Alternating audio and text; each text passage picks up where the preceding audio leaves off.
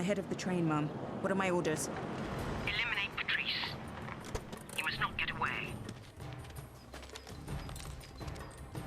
I'm in position, Mum. Lining up a shot.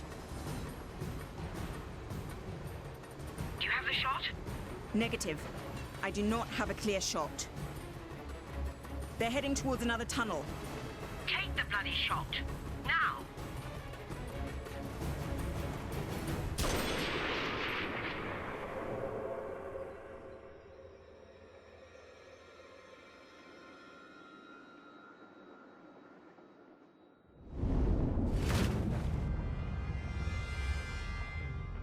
Let's get out of here. We've got a plane waiting to take you to Washington. Felix wanted to make sure you had a comfortable flight. It's another hour to Washington, but I've got to keep an eye on the autopilot. Goldfinger, do you expect me to talk? No, Mr. Bond. I expect you to die.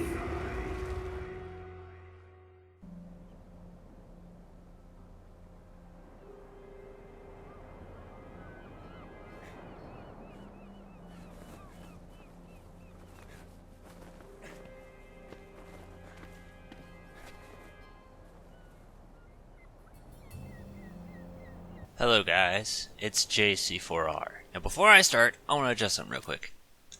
Okay, this game actually has a pretty cool feature where you can adjust the HUD, so now you'll notice the radar's down further. There's a lot to talk about, but I'm going to try and keep it brief and focus on moving on with the game, so this way we can talk and play the game at the same time. But the first thing I want to criticize is Activision still does not understand what the year 1965 was supposed to be like.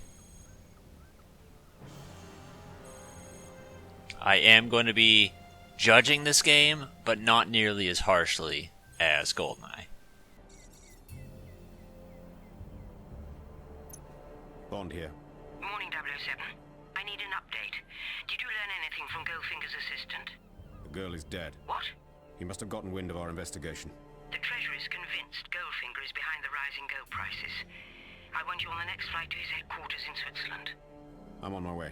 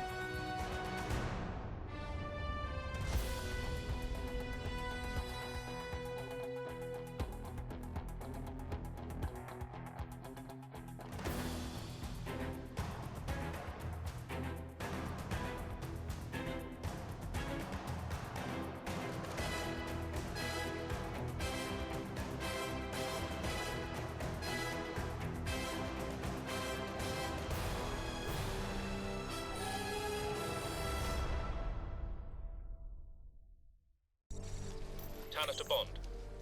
We need proof Goldfinger is smuggling gold out of the UK.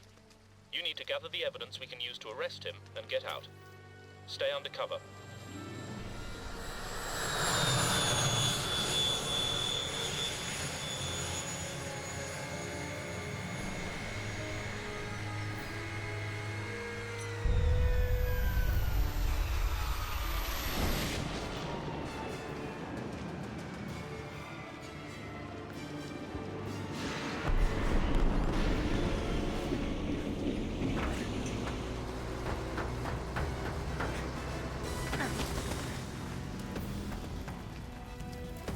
Now, the primary reason I'm willing to be a little bit more lenient on this game opposed to GoldenEye is because this game, which you saw the little Skyfall cutscene, is, well, that's supposed to be the storied reason as to why you're replaying these missions.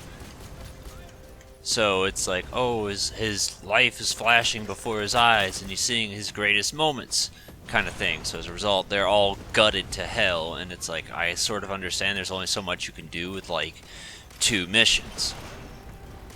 Yeah, that's mostly it. Firstly, that intro little cutscene, the part where we're waking up, that is right after Oddjob knocks us out. And James sleeps with Jill Masterson. That's her name. Where? There you are. And then, he doesn't get a call from him or anything. He wakes up and then he calls Felix and he's like, hey, she's dead. So, that's inaccurate.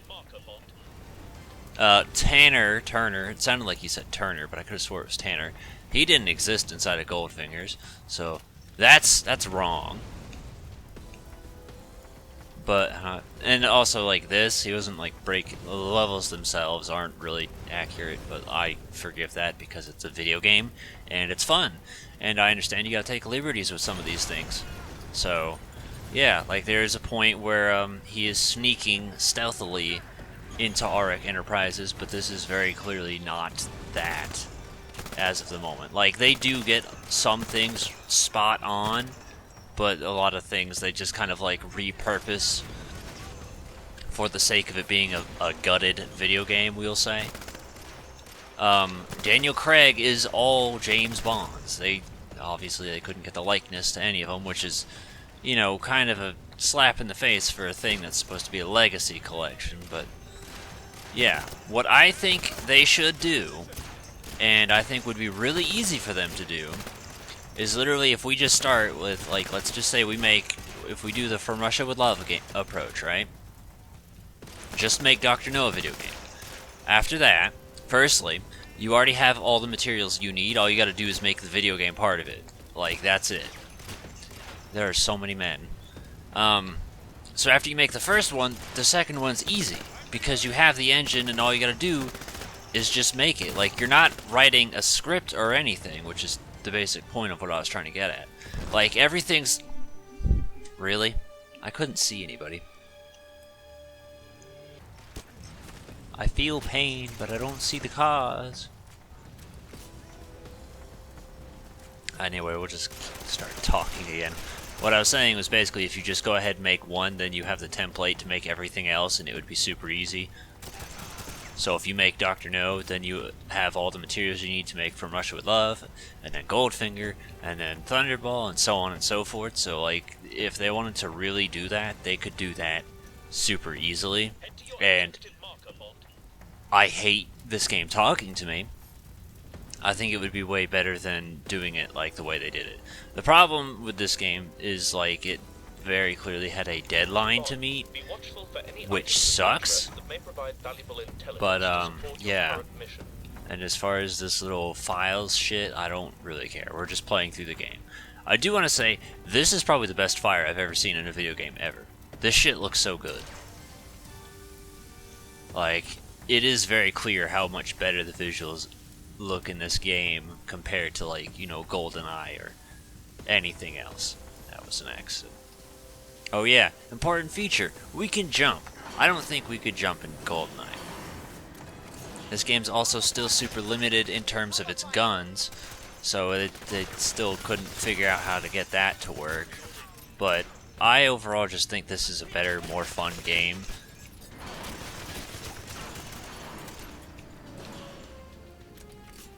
What else, comparatively? I mean, we understand it's not 1965. We talked about the cutscene. We're not going to be super as critical on it as we did with GoldenEye. GoldenEye is kind of different because it's like there wasn't really an excuse for them to fuck with it, especially considering some other video game company made the exact same game, but better. So they really don't have an excuse to fuck up GoldenEye. You know.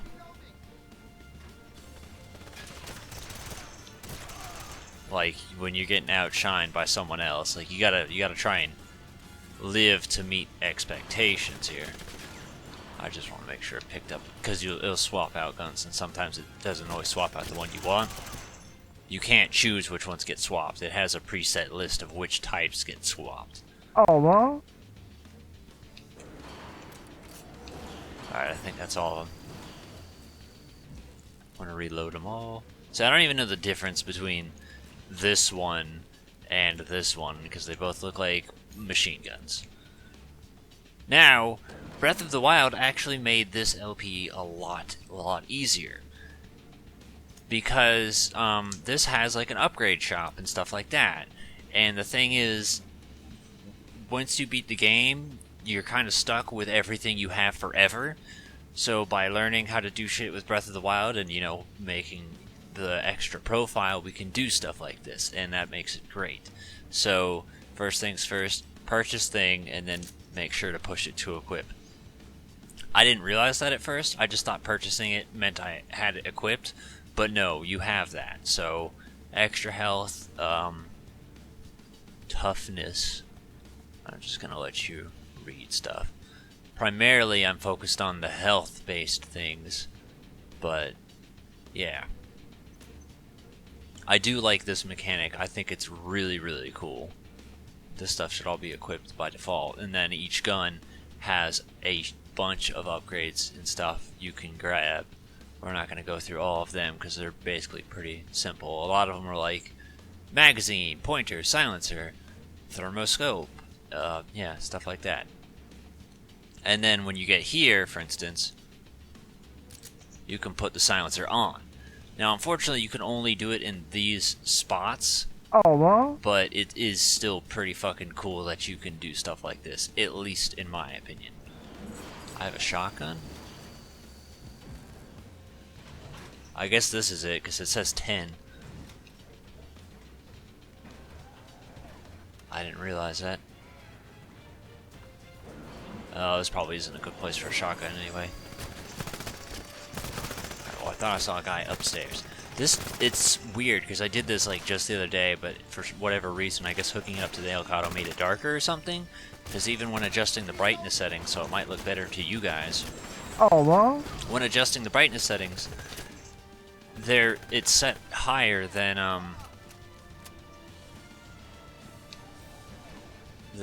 when I was practicing. So that's what's tripping me out, and why I'm like, why am I not seeing some of these guys?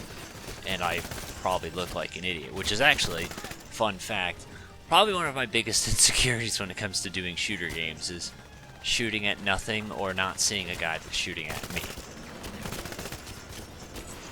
So, little secret for you there. Hi. See, like, that guy's in complete darkness. I can't see him all. The only reason I knew he was there was because he was shooting at me. The game will teach us other things, so I was thinking about showing off something, but it's like, nah, I'll just wait for the game to explain it, so this way you can be in on the fun, too. But, yeah, I watched Goldfinger, excuse me, the other night. Originally, go ahead and date this video a little bit, I was told all the Bond films were available on Netflix, and I was like, finally, Netflix did something right, and they were all on there. The problem is Netflix deletes stuff after like a week or two, and because I didn't choose to devote my entire life to them because I had other things to do, it got offended, and now, yeah. But, conveniently, I have like an Amazon Prime free trial thing, so I'm basically taking advantage of that and trying to get this LP before my free trial expires for like the 5th time, because they give out Amazon trials like candy. Now that's actually really simple to do, but I don't know, it's kind of awkward. Like, in concept, that's super simple, but in execution, I just find it, like, sometimes it'll take you a minute or two just to actually do it. There's supposed to be guys coming here. Oh, I didn't push the button, that's why. See, it even says press.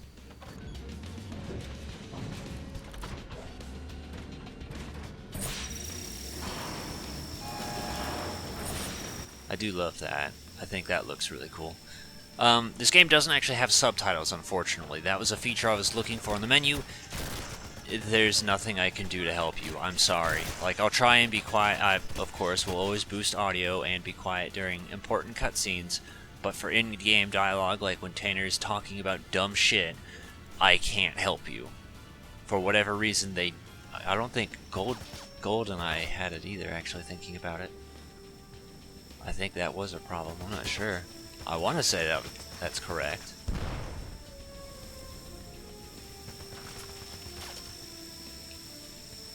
Someone's having a shoot at me, but I can't find him. X to jump, and I keep doing it. I don't know, I think that looks so cool. The problem I'm having right now is like the controls. I wish I could figure them myself. So like for me, I'm used to the left and right on D-pad to be this is a tutorial, I don't care what he's saying. When you cycle through weapons on Nightfire, it's shit, that was an accident. Alright, I don't know if it conveniently ended just then or if I found some way to skip it by mashing buttons, but yeah. I need to switch to my PP set. This should have a silencer on it. Bond, there is a motion tracking radar built into your wristwatch. Oh, hey! Use it to identify I the didn't see you location there. of your enemies. But anyway, it's got a how fucked are you meter that should be pretty self-explanatory. I'm bad at stealth. Don't have high expectations. I guess I got him. Apparently I got him.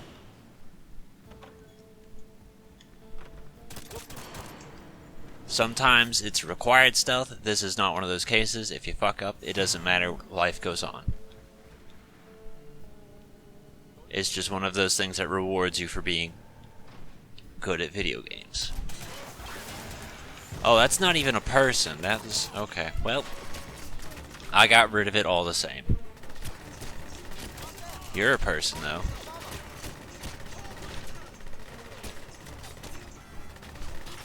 Let me run up somewhere. Out of the way. I just want to switch guns. Not you. Okay. Now let's go. That guy didn't die.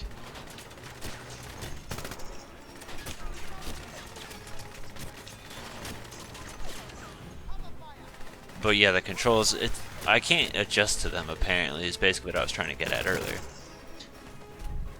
So it feels weird that Y is reload, because normally it's A. And I also hate the idea of pushing in on the control stick. It's not a button! So like doing something like that for melee combat is fucking stupid. Pushing it in to run is fucking stupid. Don't be an idiot, design your game correctly. Thank you. Keep in mind, you do want humans to play it.